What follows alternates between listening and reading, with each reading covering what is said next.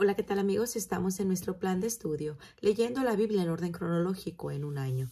Hoy estamos en nuestro día 358 y vamos a orar. Gracias te damos, amado Señor, por este día. Gracias por tu infinito amor. Te damos toda la gloria y toda la honra. Te pedimos, Padre, que nos ayudes a ser diligentes en poner tu palabra en nuestra alma con fidelidad cada día, Señor. No queremos ser solo oidores de tu palabra, sino también hacedores. Ayúdanos a aplicar nuestro corazón a tu enseñanza y nuestros oídos a tus palabras de sabiduría. En el nombre de tu Hijo amado Jesucristo, te lo pedimos y decimos amén. La carta a los Hebreos. El escrito tradicionalmente conocido como la Carta a los Hebreos toma ese nombre del hecho de que está dirigida a los cristianos de ascendencia judía. Sin embargo, la ubicación exacta de estos cristianos judíos en particular no se indica en ningún lado.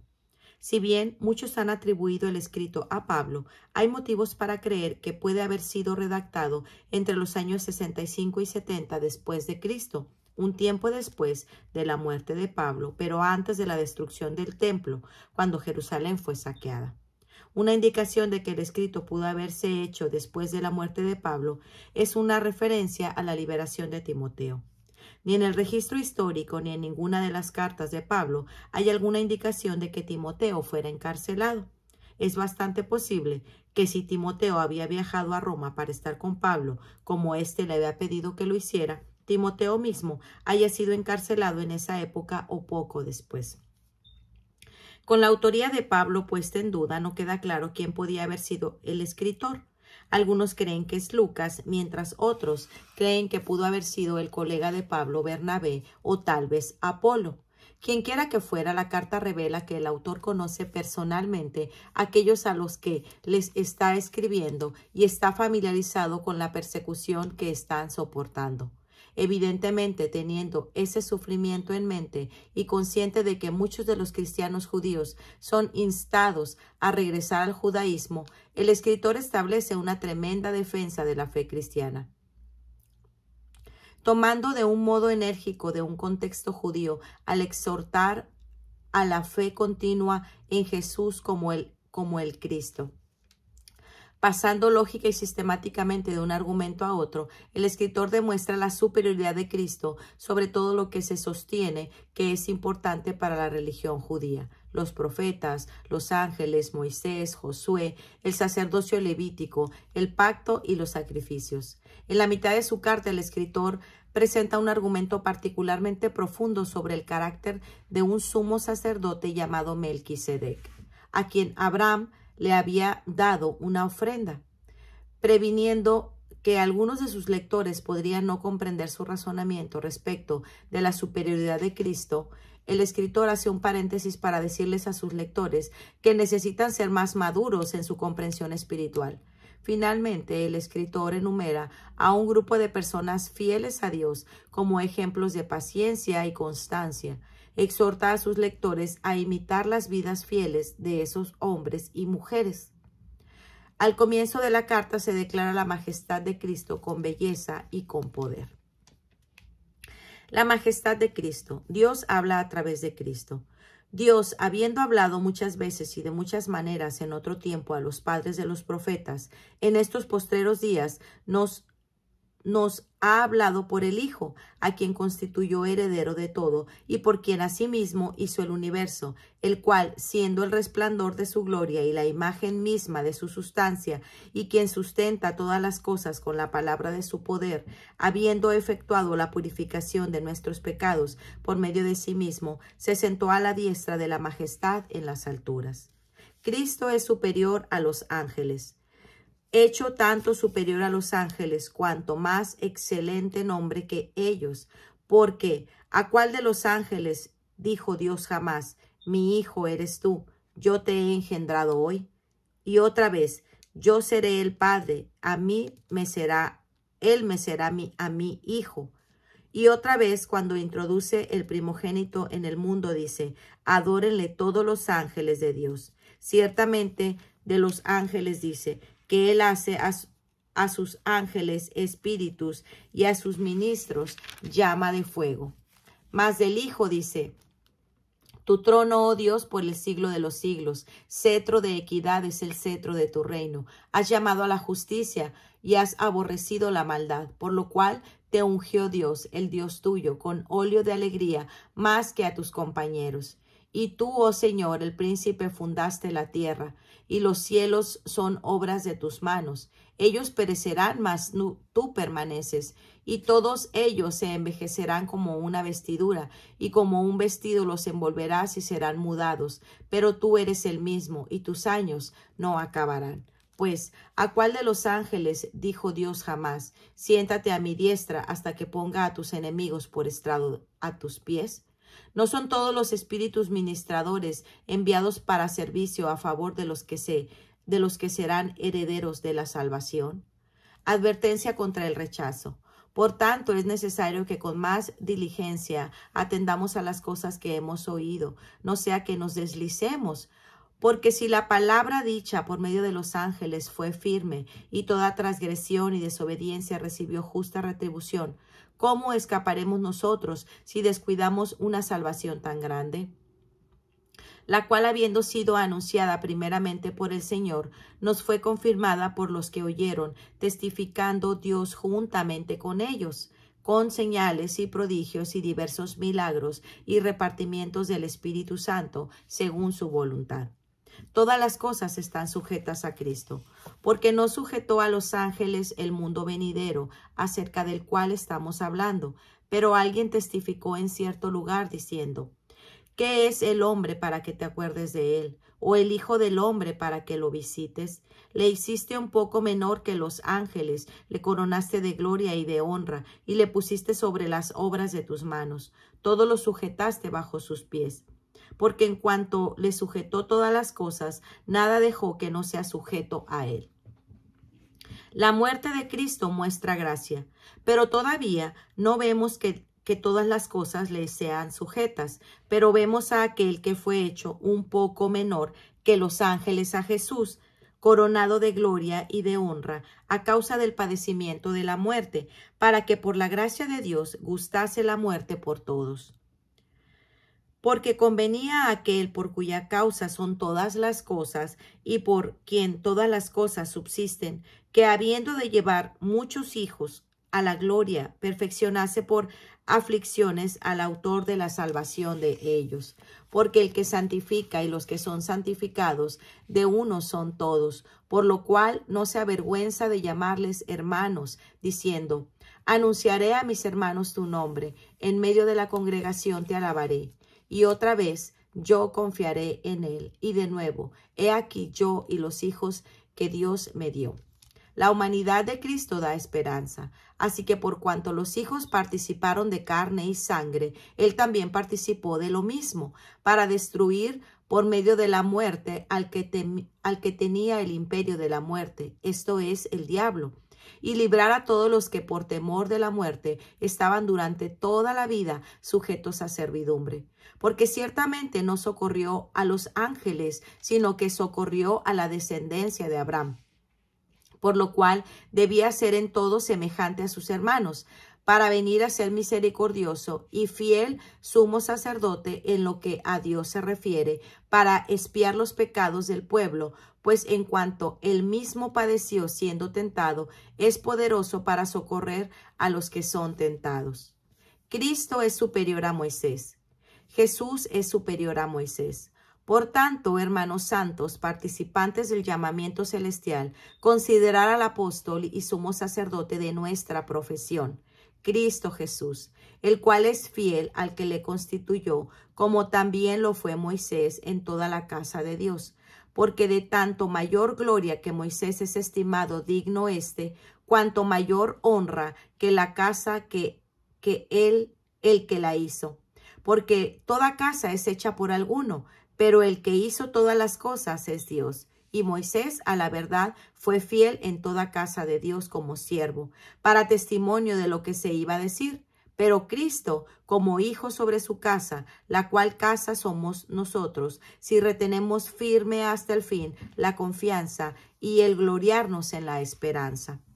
Las Escrituras llaman a creer, por lo cual dice el Espíritu Santo: Si oyeres hoy su voz, no endurezcáis vuestros corazones, como en la provocación, en el día de la tentación en el desierto, donde me tentaron vuestros padres, me probaron y vieron mis obras 40 años. A causa de lo cual me disgusté contra esa generación y dije, siempre andan vagando en su corazón y no han conocido sus caminos. Por tanto, juré en mi ira, no entrarán en mi reposo. El pecado de incredulidad. Mirad, hermanos, que no haya en ninguno de vosotros corazón malo de incredulidad para apartarse del Dios vivo.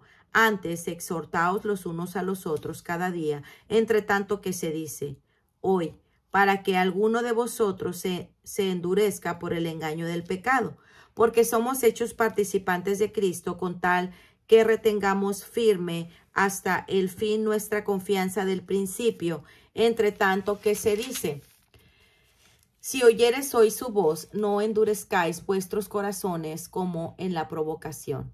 La incredulidad de los israelitas. ¿Quiénes fueron los que, habiendo oído, le provocaron? ¿No fueron todos los que salieron de Egipto por mano de Moisés? ¿Y con quién estuvo él disgustado 40 años? ¿No fue con los que pecaron, cuyos cuerpos cayeron en el desierto? ¿Y a quienes juró que no entrarían en el reposo, sino a aquellos que desobedecieron? Y vemos que no pudieron entrar a causa de incredulidad. Cristo es superior a Josué.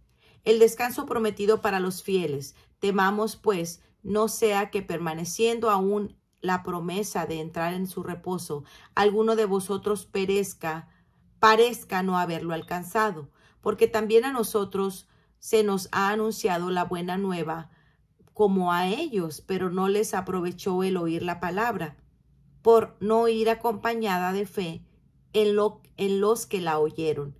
Pero los que hemos creído entramos en el reposo de la manera que dijo, por tanto juré en mi ira, no entrarán en mi reposo. Aunque las obras suyas estaban acabadas desde la fundación del mundo, porque en cierto lugar dijo así del séptimo día, y reposó Dios en todas sus obras en el séptimo día, y otra vez aquí no entrarán en mi reposo. El descanso de Cristo es superior. Por lo tanto, puesto que falta que alguno entre en él, y aquellos a quienes primero se les anunció la buena nueva no entraron por causa de desobediencia, otra vez determina un día, hoy diciendo, después de tanto tiempo por medio de David, como se dijo, si oyeres hoy su voz, no endurezcáis vuestros corazones. Porque si Josué les hubiera dado el reposo, no hablaría después de otro día. Por tanto, queda un reposo para el pueblo de Dios, porque el que haya entrado en su reposo también ha reposado de sus obras como Dios de las suyas. Necesidad de obediencia.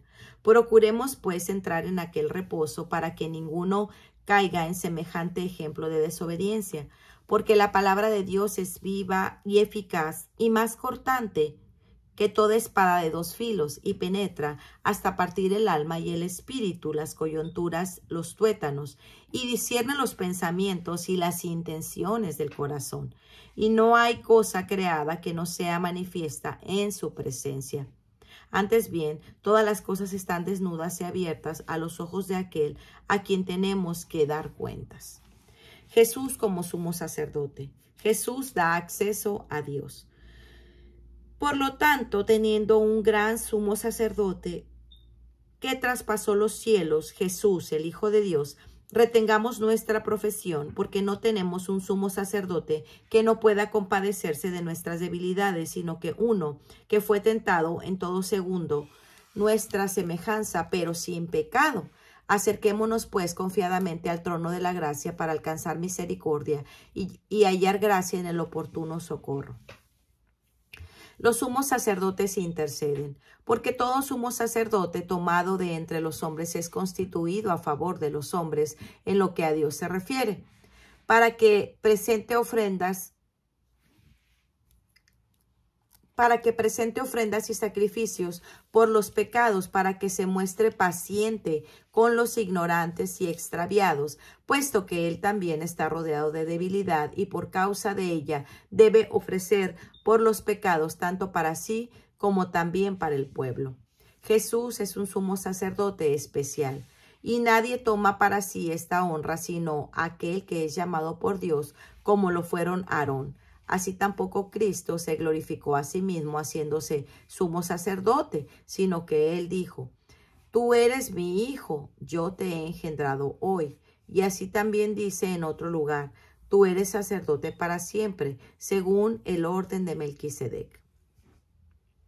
Y Cristo, en los días de su carne, ofreciendo ruegos y súplicas con gran clamor y lágrimas al que le podía librar de la muerte, fue oído a causa de su temor reverente.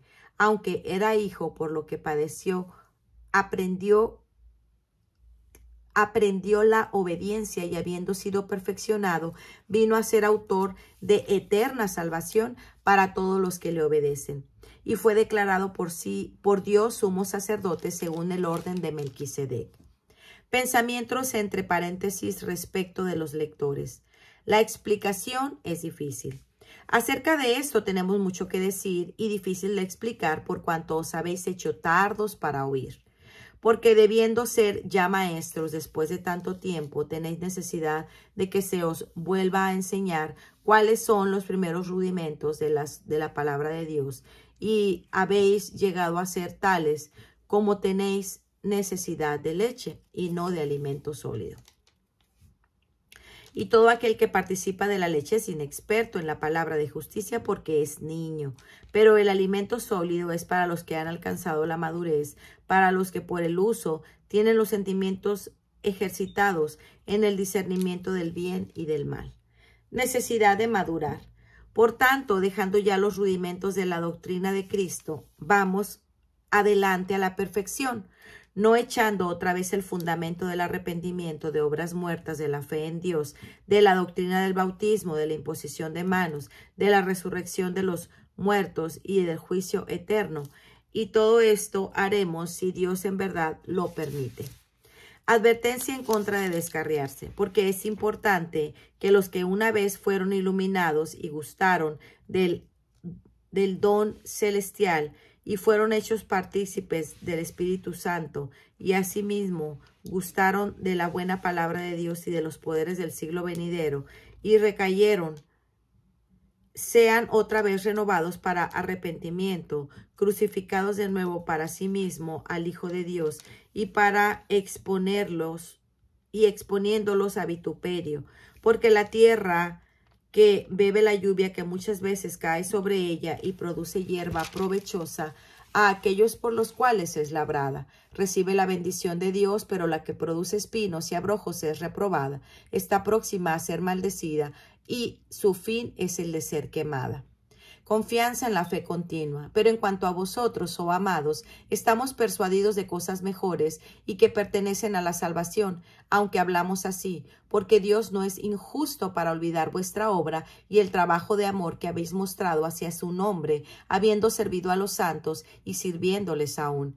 Pero deseamos que cada uno de vosotros muestre la misma solicitud hasta el fin, para plena certeza de la esperanza, a fin de que no os hagáis perezosos, sino imitadores de aquellos que por la fe y la paciencia heredan las promesas. Pues muy bien, amigos, este ha sido nuestro día 358. Nos vemos el día de mañana. Que el Señor les bendiga grandemente. Hasta pronto. Bendiciones.